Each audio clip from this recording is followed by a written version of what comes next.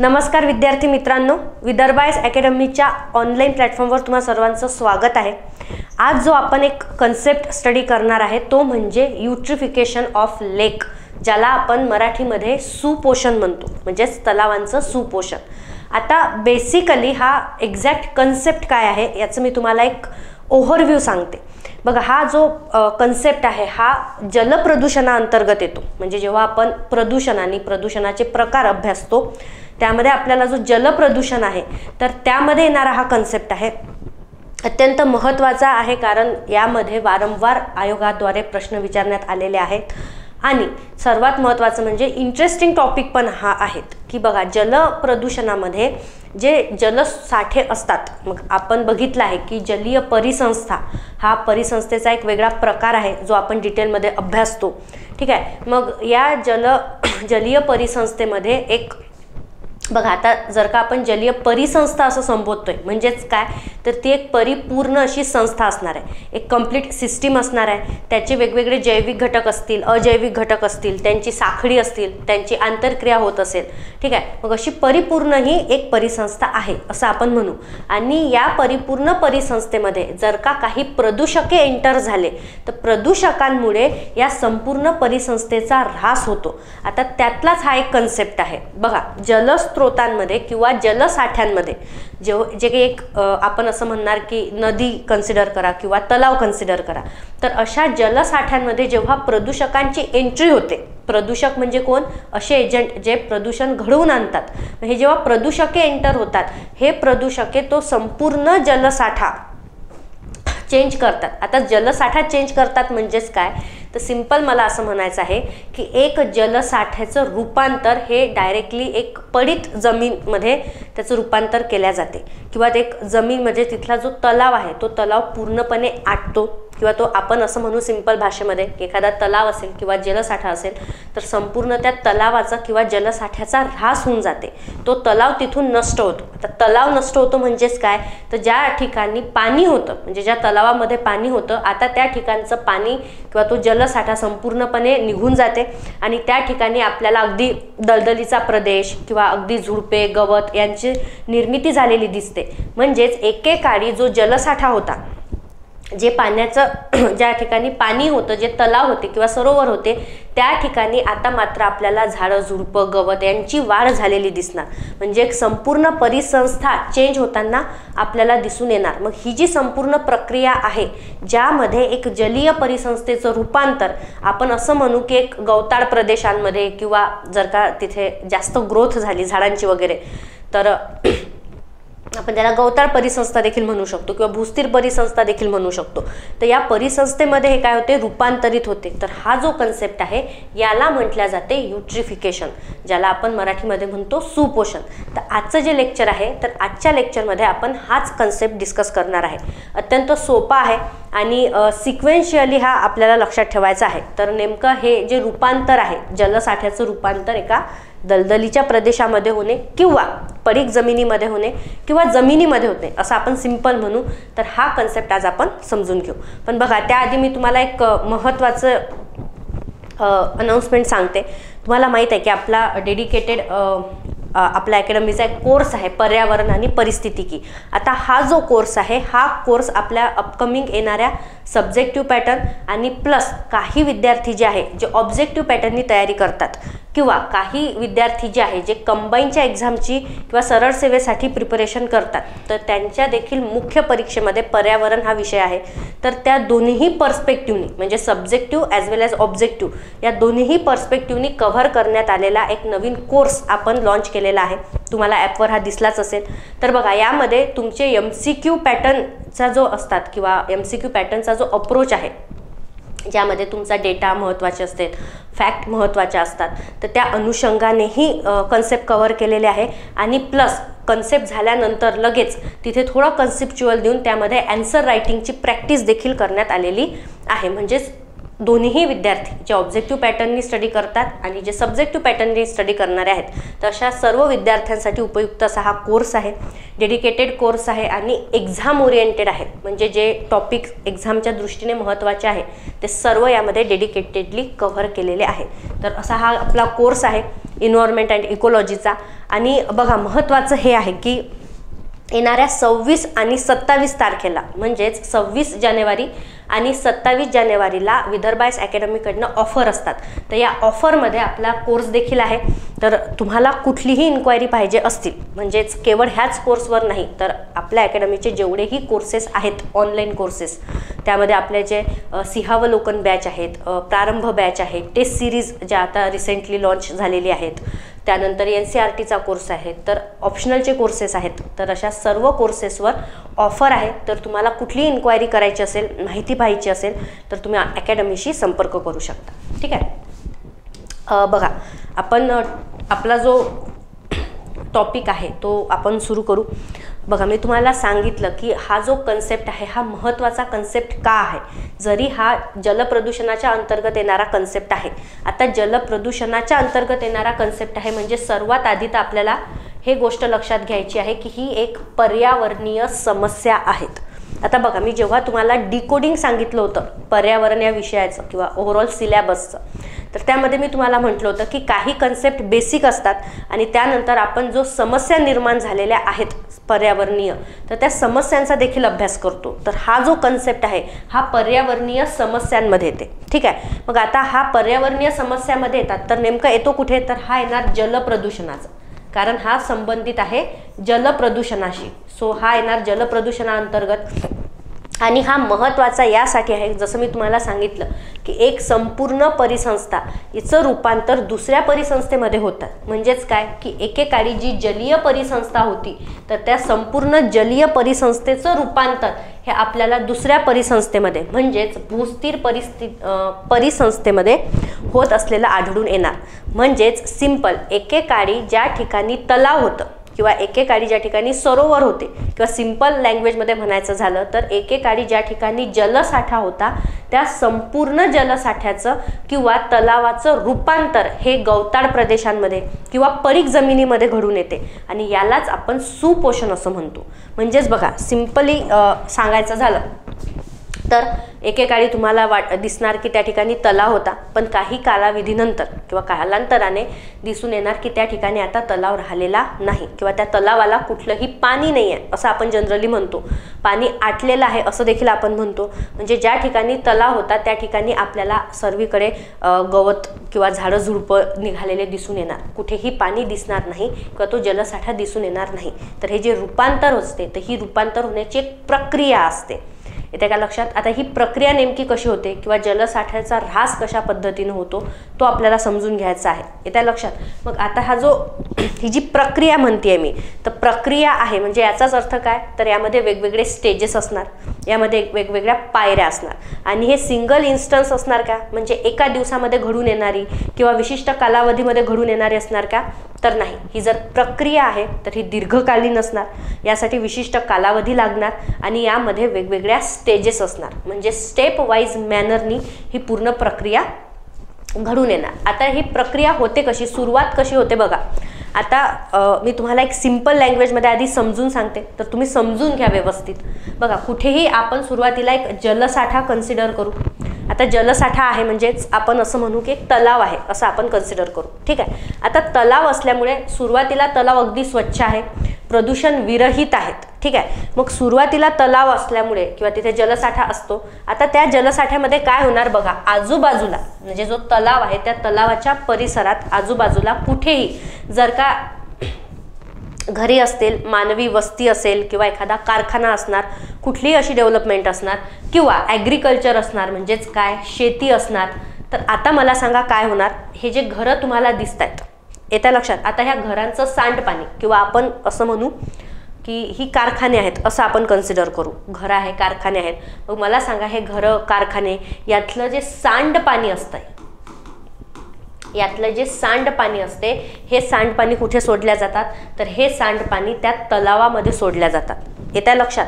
आता सेम त्याच वेळी मला सांगा, जर का ह्या आजूबाजूच्या परिसरामध्ये शेती आहे, बरोबर आहे, ॲग्रिकल्चर लँड आहे, मग तेव्हा पण काय होणार, या शेतीमध्ये उत्पादन वाढवण्यासाठी वेगवेगळ्या प्रकारचे फर्टिलायझर्स टाकल्या जाणार, फर्टिलायझरचा वापर केला जाणार. आणि कालांतराने जेव्हा पाऊस येणार तर मला सांगा, पावसाच्या पाण्यासोबत हे फर्टिलायझर पण काय होणार, म्हणजे फर्टिलायझरमध्ये जे काही घटक असतात तर ते घटक पावसाच्या पाण्यासोबत मिक्स होणार आणि हे पावसाचं पाणी देखील हा जो बाजूला तलाव आहे या तलावामध्ये जाणार. येतं का लक्षात. म्हणजेच बघा, सिंपल आहे, तलाव ज्या ठिकाणी आहे त्या आजूबाजूच्या परिसरामध्ये जर का शेती केल्या जात असतील तर ते शेतीमधलं जे पाणी आहे, ज्यामध्ये फर्टिलायझर्स आहेत, पेस्टिसाइड्स आहेत, वेगवेगळे केमिकल्स आहे, ते सर्वच्या सर्व पाणी कुठे जाणार, तलावामध्ये जाणार. सेम जर का तिथे घरं असणार, मानवी वस्ती असणार किंवा कारखाने असणार, उद्योग क्षेत्र जर का असेल तर त्याही क्षेत्रातलं पाणी, ज्याला आपण सांडपाणी म्हणतो, ते कुठे जाणार, या तलावामध्ये जाणार. आता मला सांगा, जो प्रदूषण विरहित तलाव होता, एक आहे स्वच्छ तलाव होता, आता त्या तलावामध्ये हे घटक ॲड होत आहेत. येत्या का लक्षात, हे घटक ॲड होत आहेत. म्हणजेच काय काय ॲड होत आहे, आता मी फर्टिलायझर म्हटलं किंवा मी सांडपाणी म्हटलं किंवा कारखान्यातून येणारं सांडपाणी म्हटलं तर मला सांगा, यामध्ये वेगवेगळे जे खनिज असतात ते सर्व ॲड होणार. मला सांगा, ॲल्युमिनियम आहे, मॅग्नेशियम आहे, फॉस्फरस आहे, पोटॅश आहे, नायट्रोजन आहेत, सल्फर आहेत. तर हे सर्वच्या सर्व काय होणार, ह्या सर्वच्या सर्व गोष्टी फर्टिलायझरच्या थ्रू किंवा या सांडपाण्याच्या थ्रू या तलावामध्ये ॲड होणार. येत्या लक्षात, त्याच तलावामध्ये सोडल्या जाणार. आता मला सांगा, हे जे सर्व खनिज आहे यालाच आपण काय म्हणतो, तर याला आपण पोषण द्रव्य म्हणतो, याला आपण मिनरल्स म्हणतो ना, न्यूट्रिशन्स म्हणतो, बरोबर आहे. मग हे सर्वच्या सर्व काय झाले, न्यूट्रियंट झाले, बरोबर आहे, पोषण द्रव्य झाले. आता हे सर्व पोषण द्रव्ये सांडपाण्याच्या मार्फत कशामध्ये शिरकाव करत आहेत, तर हे सर्वच्या सर्व तलावाच्या पाण्यामध्ये शिरकाव करत आहेत. येत्या लक्षात. आता मग इथे बघा, ही झाली पहिली स्टेप. येत्या का लक्षात, ही झाली पहिली स्टेप. पहिल्या स्टेपमध्ये आपण काय बघितलं की सर्वच्या सर्व जे पोषण द्रव्य आहे हे पोषण द्रव्य कशामध्ये ॲड होत आहे, तलावाच्या पाण्यामध्ये ॲड होत आहे. आता मला सांगा, ह्या तलावाच्या पाण्यामध्ये पोषण द्रव्य असल्यामुळे तिथे सर्वात आधी काय होणार, तर आता बघा, हे तलावाचं पाणी आहे. येत्या लक्षात, या तलावाच्या पाण्यामध्ये आता पोषण घटक म्हणजेच न्यूट्रिशन आहेत, बरोबर आहे, पोषण द्रव्य आहेत, वर सूर्यप्रकाश आहे, म्हणजेच इथं मॉडरेट टेम्परेचर देखील आहे. मॉडरेट टेम्परेचर म्हणजे ॲव्हरेज टेम्परेचर, ठीक आहे. मग आता ह्या तीनही गोष्टी जर का या ठिकाणी उपलब्ध असतील तर मला सांगा कशाची वाढ होणार आहे, तर त्या ठिकाणी सर्वात आधी शेवाळ किंवा ज्याला आपण शैवाल म्हणतो त्याची वाढ होणार. येतं का लक्षात. म्हणजे कशाची वाढ होणार, अलगायची वाढ होणार.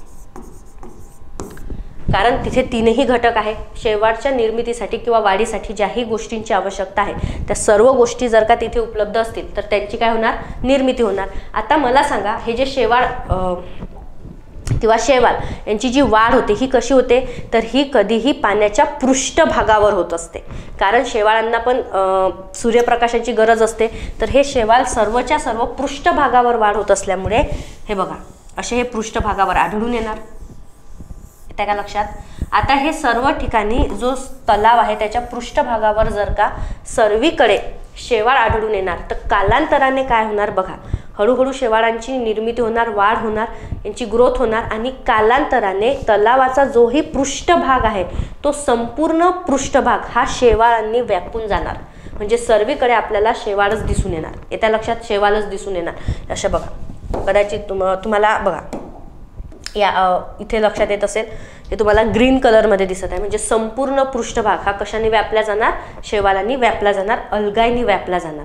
येत्या लक्षात. मग आता बघा, यांची जर शेवाळांची निर्मिती झाली तर परत आता मला सांगा, शेवाळ काय करणार, तर शेवाळ हे स्वयंपोषी आहेत. हे अन्न तयार करणार आणि अन्न तयार करण्यासाठी त्यांना सूर्यप्रकाश तर आहेच, पण तलावाच्या पाण्यामध्ये त्यांना न्यूट्रिशन पण मिळणार.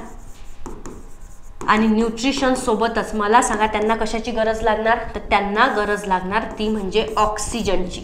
येत्या लक्षात. मग न्यूट्रिशन आहे, सनलाईट आहे म्हणजे सूर्यप्रकाश आहे आणि मला सांगा ऑक्सिजन आहे का, तर हो, ऑक्सिजन कशामध्ये आहे, तर या तलावाच्या पाण्यामध्ये काय आहे, ऑक्सिजन आहे. येत्या लक्षात. आता हेच ऑक्सिजनचा वापर कोण करणार, शेवाळ करणार. मग आता जर का मला सांगा, आपण एक एक्झाम्पल कन्सिडर करू, जस्ट हायपोथेटिकली स्पीकिंग, की असं आपण कन्सिडर करू किंवा आपण अज्युम करू की तलावाच्या पाण्यामध्ये ऑक्सिजन किती आहे, तलावाच्या पाण्यामध्ये ऑक्सिजन आहे 100%.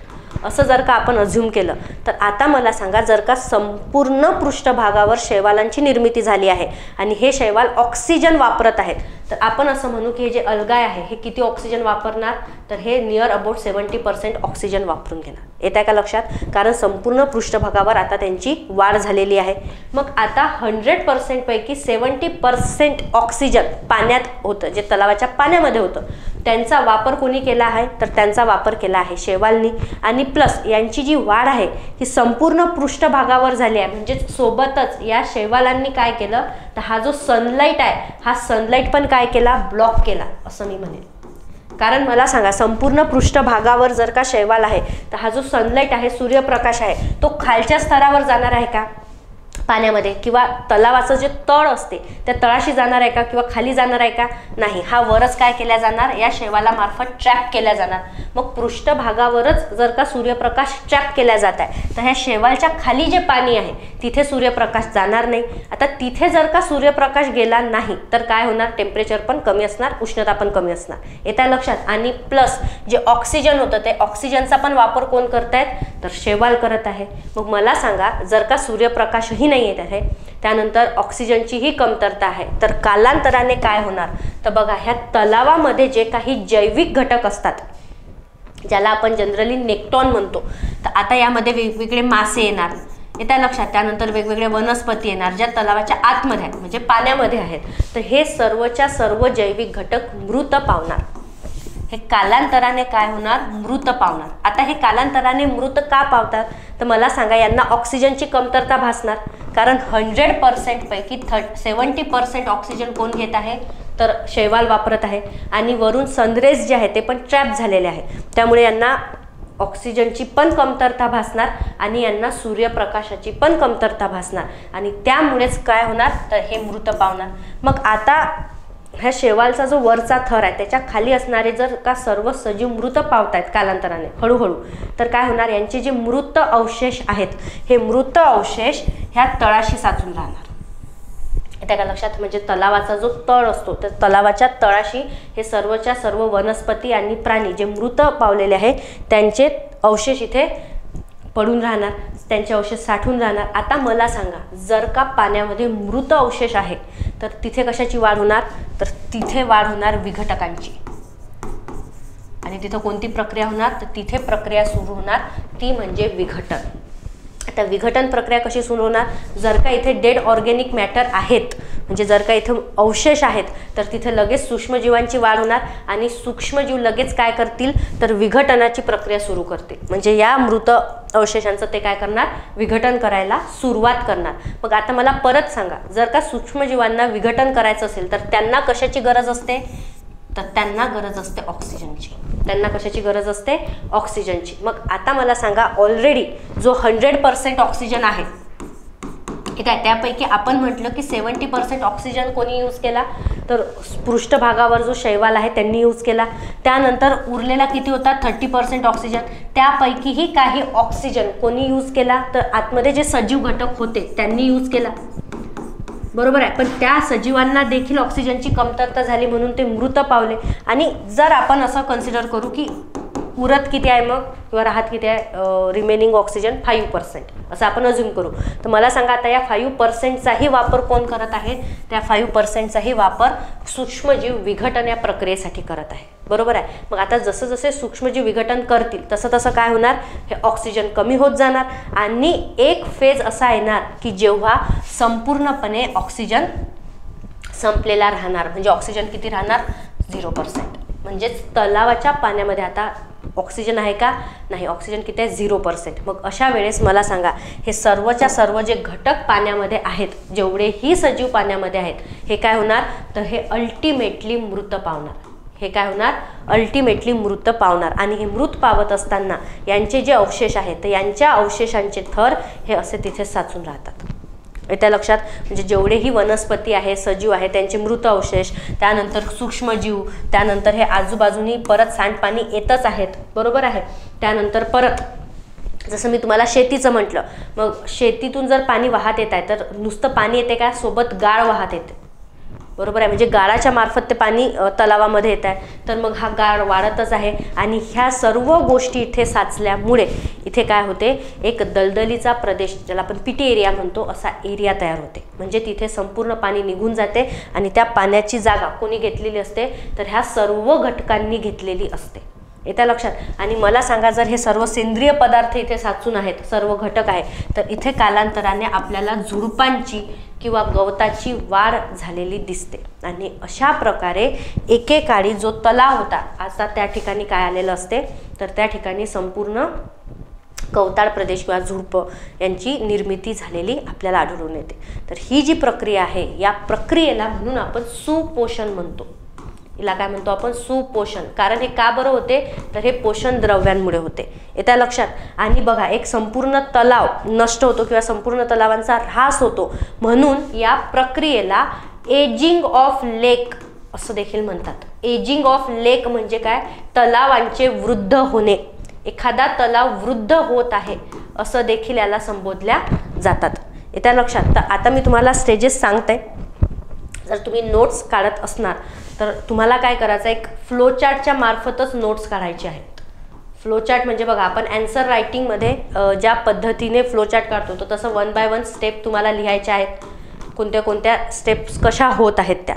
ठीक आहे. मग आता बघा, काही मी तुम्हाला बेसिक सांगते, तेवढं लक्षात ठेवा. सरळ आहे की सुपोषण म्हणजे काय, तर संपूर्ण तलावांचं पोषण द्रव्यांमुळे काय होते, तलावाचं रूपांतर हे गवताळ प्रदेश किंवा दलदलीच्या प्रदेश किंवा पडीक जमिनीमध्ये होते, त्याला आपण सुपोषण असं संबोधतो. एक गोष्ट.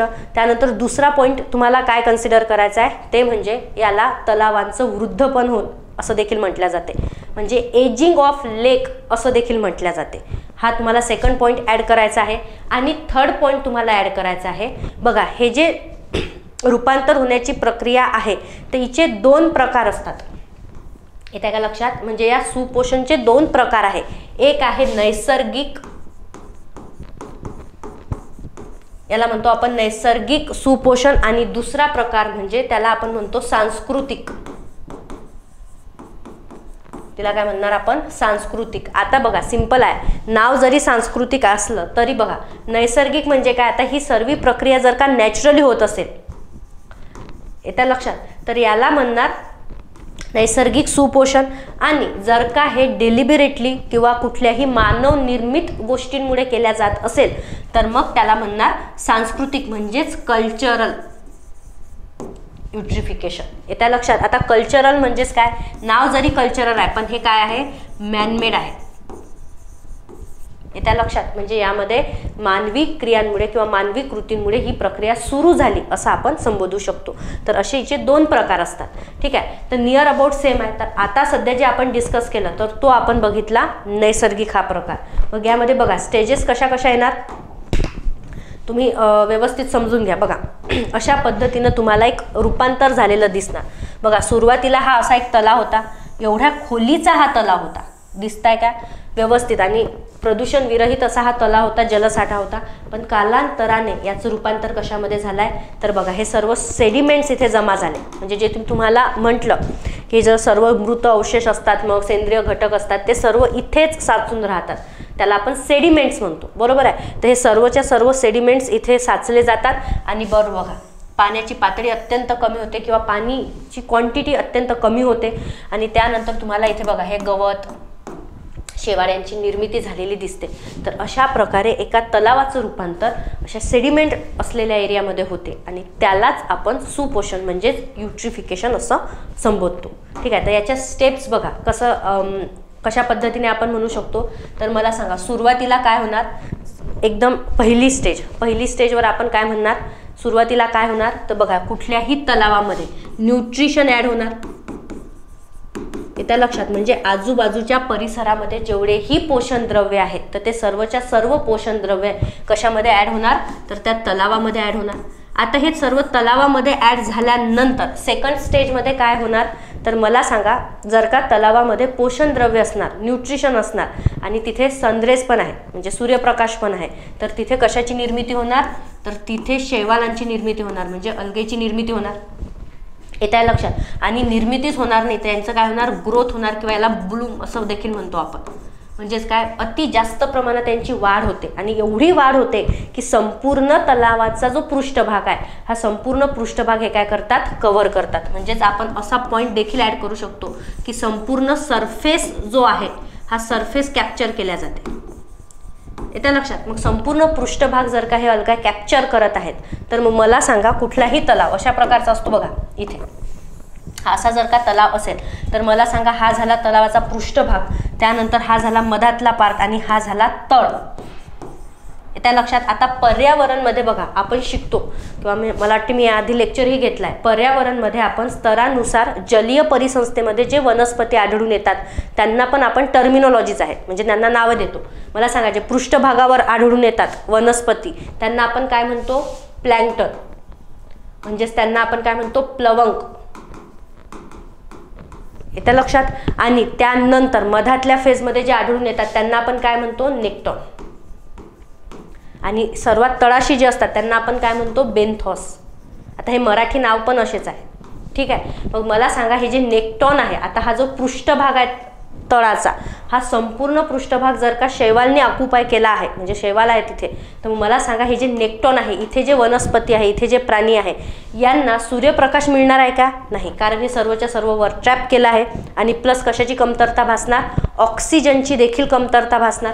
मग मला सांगा जर का ऑक्सिजनच नाही आहे तर मग इथे हे जे मासे आहेत किंवा इतर ज्या काही वनस्पती आहेत हे काय होणार, मृत पावणार. कारण ऑक्सिजनची कमतरता आहे. मग ऑक्सिजनच्या कमतरतेमुळे हे मृत पावले तर मग मला सांगा यांचे जे मृत अवशेष आहे हे आजूबाजूलाच इथे किंवा जो तळ आहे, जो बेस आहे तिथे काय होणार, हे पडून राहणार आणि इथेच काय होणार, हे साचून राहणार. येत्या लक्षात. मग आता मला सांगा जर का इथं मृत अवशेष आहे तर इथे लगेच काय येणार, सूक्ष्मजीव येणार. आणि सूक्ष्मजीव आल्यानंतर लगेच हे काय करणार, विघटन सुरू करणार. म्हणजे आपण काय म्हणणार बघा, सरफेस कॅप्चर करणार. सरफेस कॅप्चर केल्यानंतर थर्ड मध्ये आपण काय लिहिणार, जसं सरफेस कॅप्चर केले हे जे नेक्टॉन्स आहे हे नेक्टॉन्स पण काय होणार, मृत पावणार. येत्या लक्षात. म्हणजे हे सजीव जे आहेत, ज्या वनस्पती आहे किंवा त्याला तुम्ही जैविक घटक देखील म्हणू शकतात, तर हे सर्व जैविक घटक काय होणार, मृत पावणार. आता जैविक घटक मृत पावल्यानंतर मग मला सांगा इथे काय लिहू शकतो आपण, मृत पावल्यानंतर त्यांचे अवशेष तिथे पडून राहणार आणि तिथे सूक्ष्मजीवांकडनं विघटन ही प्रक्रिया सुरू होणार. येत्या लक्षात. त्याला तुम्ही आणखी डिटेलमध्ये लिहू शकता बघा. न्यूट्रिशन ॲड होणार. न्यूट्रिशन ॲड झाल्यानंतर अल्गाईटची ग्रोथ होत आहे म्हणजे शैवालांची वाढ होत आहे. जसं शैवालांची वाढ झाली, शैवाल काय करणार, संपूर्ण सरफेस जो आहे तो कॅप्चर करणार. सरफेस कॅप्चर केल्यानंतर तुम्ही इथे आणखी एक पॉईंट ॲड करू शकता. काय लिहिणार, सरफेस कॅप्चर केल्यानंतर तिथे कशाची कमतरता भासणार, ऑक्सिजन आणि सनलाईट यांची काय होणार, कमतरता भासणार. इथे लक्षात. आता ऑक्सिजन आणि सनलाईट यांची कमतरता भासल्यामुळे आतमधले जे सजीव घटक आहेत म्हणजे मधातल्या थरातले जे सजीव घटक आहेत, जे नेक्टॉन्स आहेत किंवा जैविक घटक आहेत ते काय होणार, मृत पावणार. येत्या लक्षात. ते मृत पावल्यानंतर त्यांचे जे अवशेष आहे त्यांचे अवशेष परत कुठे साठून राहणार, तर अवशेष जे आहेत ते तळाशी साठणार. येत्या लक्षात. आता अवशेष तळाशी साठल्यानंतर मला सांगा काय होणार, सूक्ष्मजीवांची वाढ होणार आणि सूक्ष्मजीव काय करायला सुरुवात करणार, तर संपूर्ण अवशेषांचे विघटन करायला सुरुवात करणार. आता मला सांगा सूक्ष्मजीवांना जर विघटन करायचं असलं तर त्यांना देखील ऑक्सिजनची गरज असते. आता उरलं सुरलं जेवढंही त्या तलावामध्ये ऑक्सिजन आहे ते सर्व ऑक्सिजन कोण वापरणार, तर हे जे सूक्ष्मजीव आहे हे वापरणार विघटनसाठी. आणि विघटन झाल्यानंतर मग मला सांगा उरलं सुरलं ऑक्सिजन जर वापरून घेत आहे तर एक पिरियड असा येणार जिथे काय होणार, संपूर्णपणे ऑक्सिजनची कमतरता भासणार. म्हणजे ऑक्सिजन संपलं असं देखील आपण म्हणू शकतो. ऑक्सिजनच संपून जाणार. आणि मला सांगा ऑक्सिजन संपल्यानंतर इथे जो प्रदेश तयार होणार येत आहे तो असा एक सेडिमेंटचा गाळाचा असा प्रदेश दिसून येणार. आता खाली जर का सेडिमेंट्स आहे, सेंद्रिय पदार्थ आहे, हे सर्व आहे, तर मला सांगा वर कशाची निर्मिती होणार, मग जे शेवाळ ऑलरेडी होतच आणि ह्या शेवाळासोबतच मग तिथे तुम्हाला छोटे छोटे गवत, झुडपं या सर्वांची निर्मिती झालेली दिसून येणार. आणि अशा प्रकारे वृद्ध तलाव आपल्याला दिसून येणार. येते का लक्षात. तर अशा प्रकारे स्टेप वाईज मॅनरनी तुम्हाला व्यवस्थित ही प्रक्रिया लक्षात ठेवायची आहे. येते का लक्षात. एकदम सिंपल आहे. व्यवस्थित कन्सेप्ट समजून घ्यायचा आणि कन्सेप्ट लक्षात आलं की लगेच काय करायचं, अशी सिंपल डायग्राम काढायची आणि साईडनी अशा स्टेप लिहून घ्यायच्या. आता हे एवढ्या स्टेजेसमध्ये होतात म्हणून आपण यांना काय म्हणतो की ही एक प्रक्रिया आहे, हे त्या लक्षात. आता बघा एक सिंपल तुम्ही आणखी एक गोष्ट लक्षात ठेवायची यामध्ये, ते म्हणजे एकच मिनिट, हां, याला वेगवेगळ्या टर्मिनॉलॉजीज आहेत, तर ह्या तुम्ही लक्षात ठेवा. बघा याचे जे नावं आहेत ते इंग्लिशच आहेत, तर तुम्ही इंग्लिशमध्येच लक्षात ठेवा. बघा सुरुवातीला आता ज्या ज्या फेजमध्ये तलाव असतो, म्हणजे ही संपूर्ण प्रक्रिया घडत असताना ज्या ज्या स्टेजेसमध्ये तलाव असतो त्याला वेगवेगळे नावं दिले आहेत. बघा सर्वात आधी याला इंग्लिशमध्ये आपण काय म्हणतो, युट्रिफिकेशन ऑफ लेक, बरोबर आहे, म्हणजेच तलावांचं सुपोषण.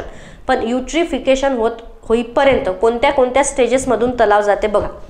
सुरुवातीला तलाव अगदी इथे दिला आहे बघा, ह्या डायग्राममध्ये बघा, तलाव अगदी प्रदूषण विरहित आहे. प्रदूषण विरहित आहे म्हणजेच मला काय म्हणायचं आहे, कुठलेही न्यूट्रिशन त्यामध्ये नाही आहे, कुठलेही पोषण द्रव्य त्यामध्ये नाही आहे, हे त्या लक्षात. मग ह्या फेजमध्ये जेव्हा तलाव असतो किंवा आपण त्याला असं म्हणू की ओरिजिनल फेजमध्ये जेव्हा तलाव असतो तेव्हा त्या फेजला म्हटल्या जाते ओलिगोट्रॉफिक स्टेज. त्याला कुठली स्टेज म्हणतात बघा, ओलिगो हा शब्द लावायचा आहे, ओलिगोट्रॉफिक फेज. म्हणजेच काय की तिथे पाणी जे आहे हे स्वच्छ आहे आणि प्रदूषण विरहित आहे, हे त्या लक्षात. त्यानंतर जसे आजूबाजूच्या परिसरातील पोषण द्रव्य कुठल्याही माध्यमातून जर का त्या पाण्यामध्ये ॲड होत असेल, म्हणजेच न्यूट्रिशन ॲड होत असेल, तर तेव्हा मात्र त्या तलावाला मग काय म्हटल्या जाते, मिझोट्रॉफिक. तेव्हा त्याला काय म्हटल्या जातात, मिझोट्रॉफिक. म्हणजे मिझो हा शब्द लावला जाते. मिझो म्हणजेच काय, आता त्या तलावाच्या पाण्यामध्ये पोषण द्रव्य आलेले आहेत, म्हणजेच न्यूट्रिशन आलेले आहेत. मोर ऑर्गॅनिक मॅटर, ऑक्सिजन लेवल हे सर्व दिलेलं आहेत, ठीक आहे. मग आता बघा न्यूट्रिएंट इनरिचमेंट म्हणजे आजूबाजूचे पोषण द्रव्य त्या तलावामध्ये जात आहेत, ते दिलेलेच आहे तुम्हाला बघा. आणि त्यानंतर मग जी फायनल स्टेज असते त्या फायनल स्टेजला आपण म्हणतो युट्रोफिकेशन. युट्रोफिकेशन म्हणजे काय, आता हे पोषण द्रव्य आले, त्यानंतर संपूर्ण प्रक्रिया सुरू झाली आणि कालांतराने तलावाचं रूपांतर कशामध्ये झालं हे बघा, असं सेडिमेंट असलेल्या गवताळ प्रदेशामध्ये झालेला आपल्याला दिसून येते. तर अशा एकंदरीत प्रकारचा हा आपला कन्सेप्ट होता. तर तुम्हाला लक्षात आलं असेल, फार इंटरेस्टिंग होता आणि हा महत्त्वाचा आहे कारण यावर वारंवार प्रश्न विचारलेले आहे. तर तुम्हाला हे व्यवस्थित लक्षात ठेवायचं आहे. आणि हे जलप्रदूषणामध्ये येणारी एक समस्या आहे, कारण बघा हे जे सांडपाणी आपण म्हणतोय किंवा कल्चरल सांस्कृतिक प्रकार जो आहे हा कशामुळे होतोय, मानवी कृतींमुळे होतोय. तर यामुळे अशा प्रकारे तलावांचं एजिंग होत आहे आणि हे पर्यावरणासाठी धोकादायक असते. संपूर्ण एक जलसाठा जो आहे तो नष्ट होतोय. तर त्यामुळे हे पर्यावरणीय समस्येमध्ये एक महत्त्वाची समस्या समजली जाते. तर असा हा सिंपल आणि इंटरेस्टिंग असा हा टॉपिक होता आपला आजचा. तर तुम्हाला लेक्चर नक्कीच आवडलं असेल आणि जर का तुम्हाला काहीही डाऊट्स आहे किंवा क्युरीज आहेत तर तुम्ही मला कमेंटमध्ये नक्की सांगा.